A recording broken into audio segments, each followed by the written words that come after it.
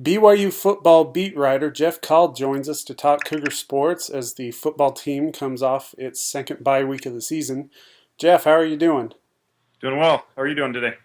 Doing excellent, doing excellent. Good.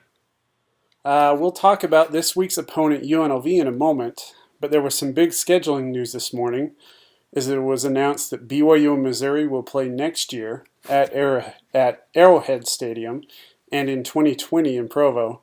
How does this scheduling agreement help BYU's perception around the country? And in 2015, is that the most difficult BYU schedule in history? Yeah, well, I think that this is huge news for BYU because we all know how difficult scheduling has been.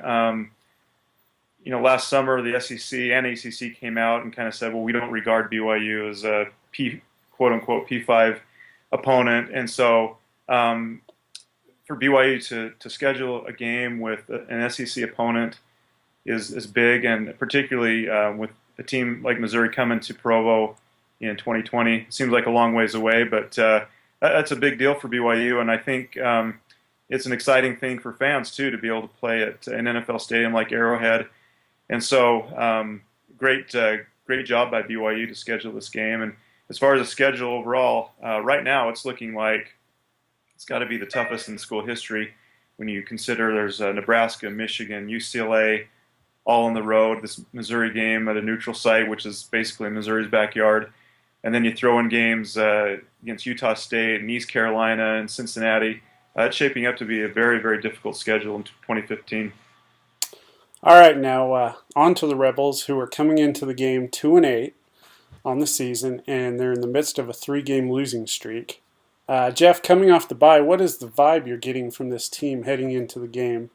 Is becoming BYU or is becoming bowl eligible a major priority for the Cougars right now? I think so. I think first and foremost, the feeling I get from the players and coaches is they're just eager to get back on the field again after going through that four-game losing streak and to finally win at Middle Tennessee.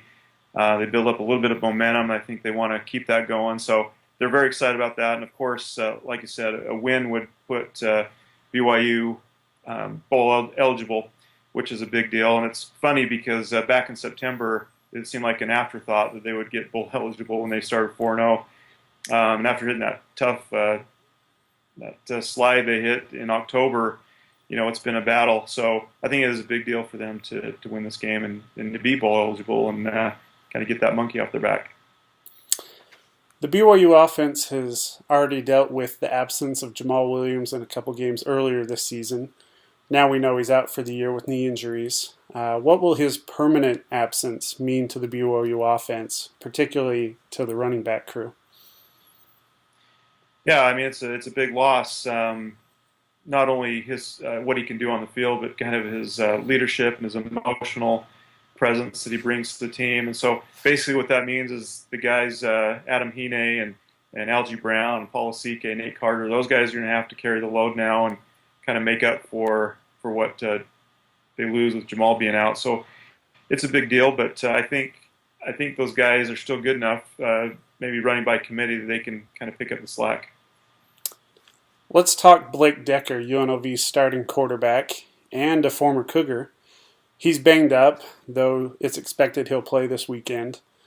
Decker faces a BYU defense that performed well in several different aspects in their last outing against Middle Tennessee. What does Blake Decker bring to the field that could give the Cougar defense fits this weekend? Well, he's a good passer, and as we've seen this year, the quarterbacks have been able to kind of victimize BYU throwing the ball, and so it's going to be the same thing. BYU is going to have to get pressure on him first and foremost, and then the secondary is going to have to play very well to contain the pass, because UNLV also has a couple very, very talented wide receivers that could give BYU trouble. So it's going to be kind of a similar storyline as we've seen in previous games this year with a quarterback that can really throw the ball. And final question. We're going to cheat and talk about basketball for a minute with the BYU Okay. men's team opening up on Friday. What should fans expect to see from this year's team? I'm very intrigued by this team. I think, in addition to having the five seniors, BYU had no seniors last year. Now they have five.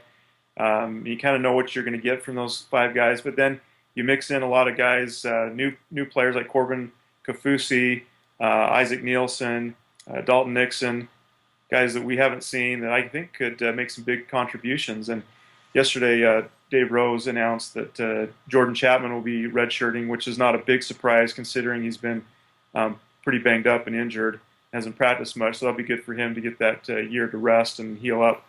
But there's a lot of young players. I'm really curious to see how they, what kind of contributions they make on this team. All right, that wraps up this week's show. Thanks again for your excellent insight, Jeff. Thanks for having me. Talk to you later, Brandon.